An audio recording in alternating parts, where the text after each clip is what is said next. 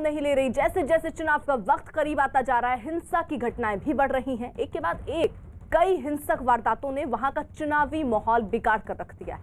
हिंसक झड़प में कई कार्यकर्ताओं की जान जा रही है, जिसके लिए बीजेपी टीएमसी को जिम्मेदार ठहरा रही है।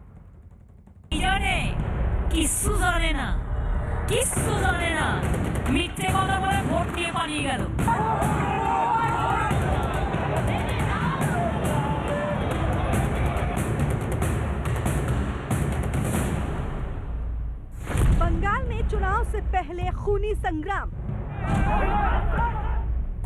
सियासी घमासान में हिंसा की चाल, बीजेपी टीएमसी आमने सामने, सत्ता की लड़ाई में जाएंगी और कितनी जान।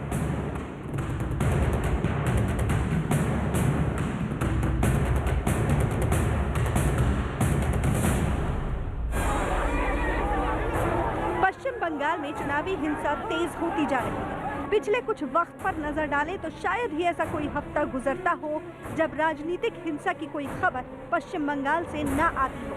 हैरत तब और बढ़ जाती है जब केंद्र से बंगाल पहुंचे बड़े नेताओं के काफिले और रैलियों पर सुरक्षा के इंतजाम के बावजूद हमला हो जाता है। पिछले कुछ दिनों से सामने आ रही घटनाओं के बीच ये 3 तस्वीरें बताने के लिए काफी हैं कि चुनाव से पहले बंगाल का माहौल कैसा है। राजनीतिक पार्टियां सत्ता पाने की लड़ाई में इस कदर आपस में भिड़ चुकी हैं कि उनकी लड़ाई अब गलियों और सड़कों पर हिंसा फैलाने तक पहुंच चुकी है। पश्चिम बंगाल में अप्रैल से मई के बीच में चुनाव होने वाले हैं। चुनाव के पहले ही राजनीतिक हिंसा भड़क उठी है। चाहे कोलकाता हो, चाहे मिदनापुर हो या दिनाजपुर, सभी जगह बीजेपी और टीएमसी के कार्यकर्ता एक दूसरे के आमने सामने नजर आ रहे हैं। टीएमसी और बीजेपी एक दूसरे पर हमलावर हैं, एक दूसरे पर आरोप लगा रहे हैं। ऐसे में सवाल ये उठता है कि आने वाले दिन में चुनाव के पहले पश्चिम बंगाल की खूनी राजनीति क्या तस्वीर दिखाती है। सवाल इसलिए कि हिंसा इतनी बढ़ चुकी है कि दक्षिण दिनाजपुर में टीएमसी के 2 कार्यकर्ताओं को गोली मार दी गई, जिसके बाद उनकी मौत हो गई। राजनीतिक हिंसा का माहौल ऐसा हो गया कि रूह कांप उठे।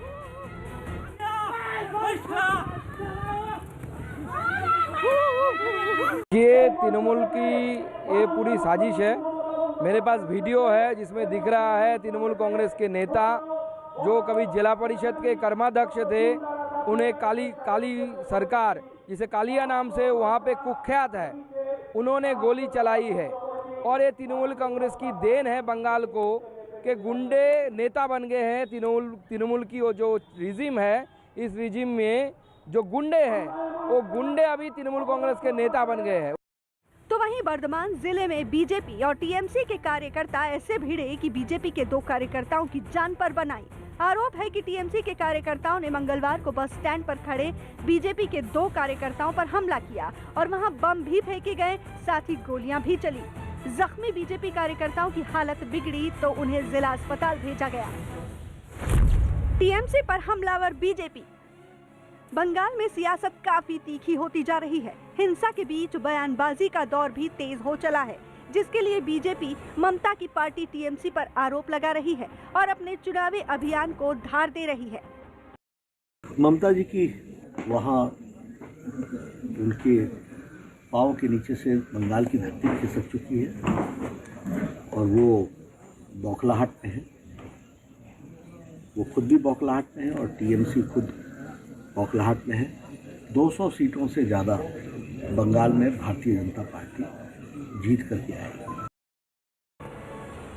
उधर टीएमसी के भी तेवर तीखे हैं और वो खुलेआम शुभेंदु अधिकारी का नाम लिए बगैर टीएमसी से बीजेपी में शामिल हुए सभी लोगों के लिए गोली मारने के नारे लगाने से भी नहीं चूक रहे हैं। हिंसक राजनीतिक माहौल का आलम यह है कि टीएमसी और बीजेपी के कार्यकर्ता आमने सामने आते हैं तो एक दूसरे की जान के दुश्मन बन जाते हैं। मेदिनीपुर के कांथी थाने में जब दोनों विरोधी पार्टियों का आमना सामना हुआ तो राज्य में हो रही हिंसा के लिए दोनों ही पार्टियों ने एक दूसरे को जिम्मेदार ठहरा दिया, जिसके बाद देखते ही देखते माहौल बिगड़ गया और दोनों पक्ष आपस में भिड़ गए।